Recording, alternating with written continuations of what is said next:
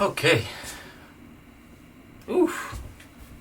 That's not the typical viewpoint. Allow me to fix that. Apologies. I'm obviously doing very, very bad right here. There you go. Currently, it's Tuesday, February 24th of 2026. And there's a couple of things that I do want to talk about, right? In terms of what's been going on within school. So for starters, we finished up that direct mail little piece that we had to turn in. How confident do I feel in it? Better than when I started. The whole objective when you get into this kind of stuff is to always do better than what you previously did. Right? So, for instance, right here, we'll go ahead and look at this guy for reference. So, this is one of the designs that I had created for this restaurant that we're working for, called Pizza Rove.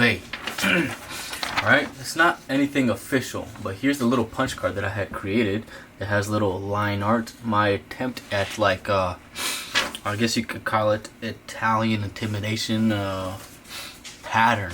Within some of these pottery little clay things that they have, there's fine line artwork that goes throughout the entire thing, which was what I attempted to do, because my direction for this project that we've been at the entire term has been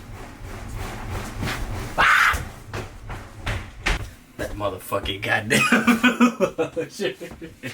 Alright, so as I was saying, that was my attempt at creating something like what it is that they do on their fine pottery. Nevertheless, this was something that I had come up with that in terms of what it is that I did about 4 years back is a lot better. Because for one, there's intent, and within the design, it's a lot better than what it is that I felt I could have achieved in terms of confidence and just overall ability. That being said, this guy doesn't matter no more. It's in the past.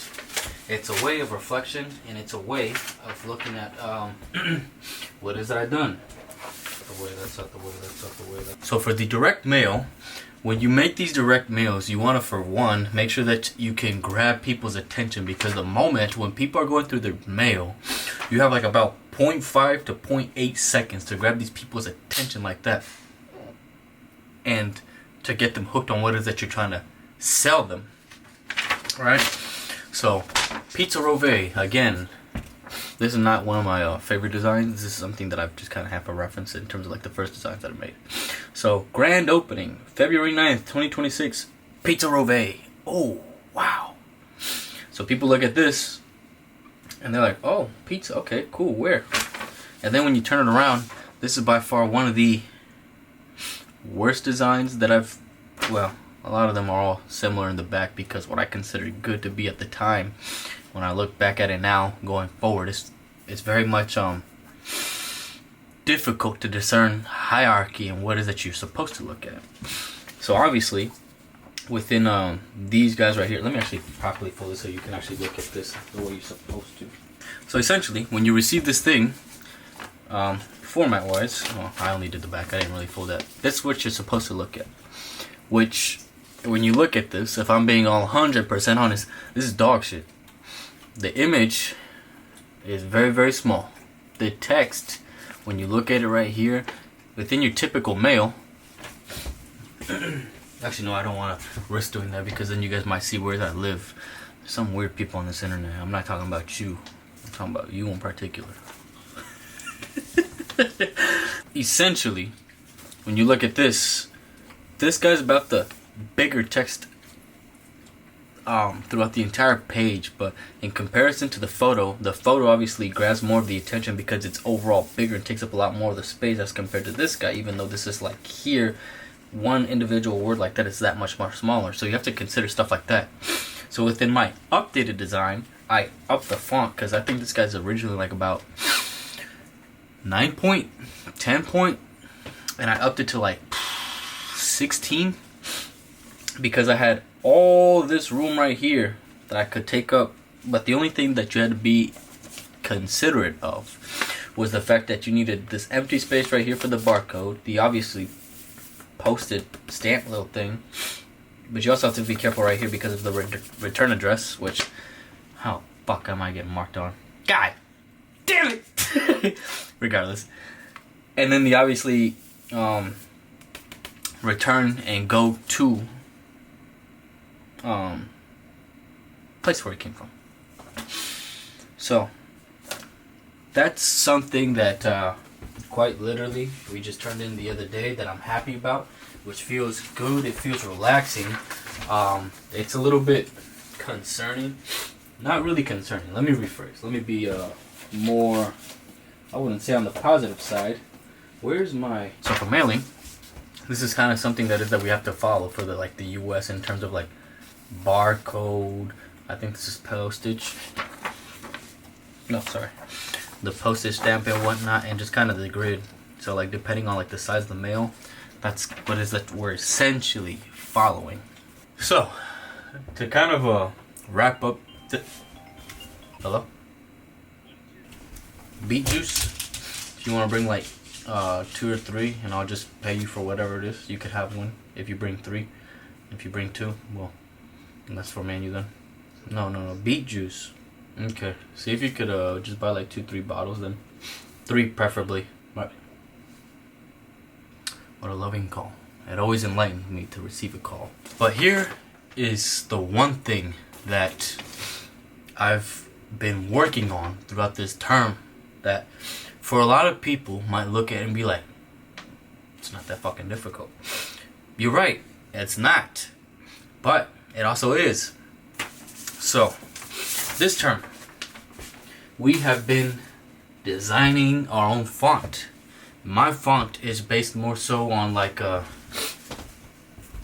serif type face. So to kind of give you a better reference as to what that is, take this for instance. You see how, focus, motherfucker, focus, there you go. You see how the F and everything all else above all these letters have like a thick to thin stroke where it goes all around. It has like these little sharp edges on these letters, and it just kind of follows and carries on. It's quite consistent.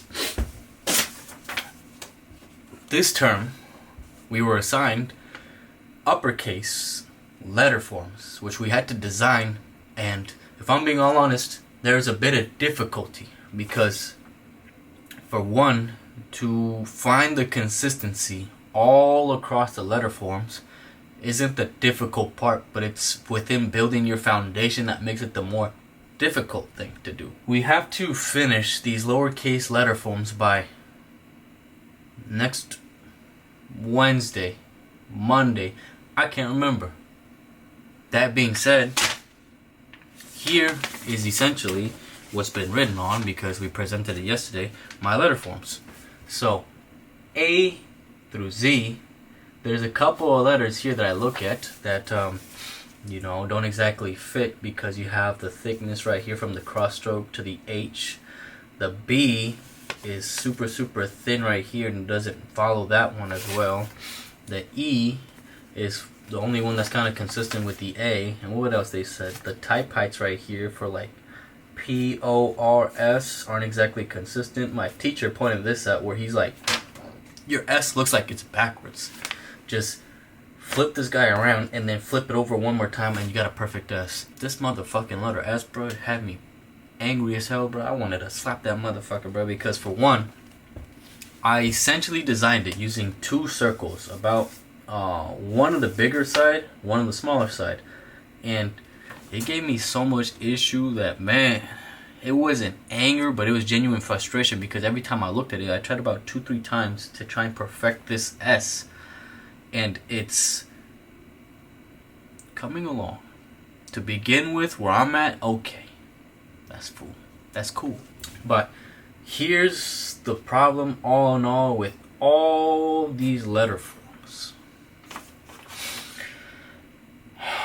Within each and every one of these letter forms, I'm finding issue where my teacher told me this to where it didn't hurt to hear, but it kind of was like a rude awakening, where he told me for that this font uppercase thing, I'm making a font serif face, but I'm not really designing anything because, as I've mentioned earlier, if I can remember right for some of my previous videos, I'm supposed to be designing something based off of the Joker.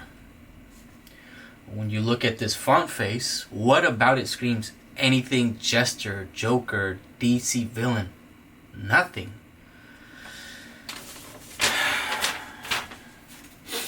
And currently at the moment, I'm right here now to where I'm working on these lowercase letter forms, and to now have to unify uppercase and lowercase, and then still have to rework it entirely and see how it is that I choose to implement themes of the Joker within my font face makes it a little bit, I wouldn't say stressful, but given that currently right now we're in about week 8 and got essentially, respectfully, about 2 weeks before the term ends, daunting, a little bit intimidating to kind of face such a task ahead of time. But I'm not blaming nobody, because if I'm being honest, to what I can hold myself accountable to is that I didn't get feedback like I should have been within my font face, while other people were getting critiques for like their more extravagant designs that give them more of a feel for like who their character is and getting corrections ahead of time. I was getting criticism and critiques for consistency based on my letter forms versus the actual character itself. So now I'm finding myself in a predicament where I received those critiques, those criticisms, and like the one thing that kind of really woke me up to such a comment that this font doesn't resonate with like my characters. Like during the critique session, somebody asked, who's your character supposed to be? Because we got assigned around 5 characters. I think 3 or 4 were chosen on total. But to hear such a question of like who's your character supposed to be allows me to realize and understand, fully grasp, I'm creating my font face, yes, but in terms of designing and people not being able to tell breaks my heart a little bit, because it's like I'm failing in understanding that to be a designer is to not be a tool. You have to use the tool to your advantage to become a designer. And right now, I'm becoming more of a tool than I am a designer, which is a little bit infuriating, yes, but it's also humbling, because it's just like, okay, I can continue going forward and continuing that same mistake, or I could bring it back, reevaluate, and then push it moving forward and apply those changes. I have full confidence that I'm able to do such a thing, no issue, but it's also something I had to acknowledge. When you want to be a graphic designer, don't be a tool. Use the tool to your advantage to become that graphic designer. Just have my coffee over here sitting, man. Nevertheless, this has been your boy, Ventura, bringing you guys another vlog. Again, I've started uploading again, and the reason for that, I'll address it just minorly, just in case you hadn't seen it. Had a conversation with a buddy of mine, a good friend that I've known for a long time, who I have a lot of love for. We grew up with the same type of background, the same type of upbringing in terms of what we had to go through. And within a conversation with him, he asked me like, why don't you upload no more? And I told him, I was like, I'm waiting until 2027, I really want to pay attention to school and get this shit done, and then you guys can see the videos. And he's like, oh, okay, like, for sure. Like, if you feel like that's the right path and the right thing to do, go for it. But then, within thinking about what he asked and how he asked it, it made me sit and reflect like, damn, like, am I really doing this the right way? To wait 2 years. 1 year is 365 days. Times that by 2.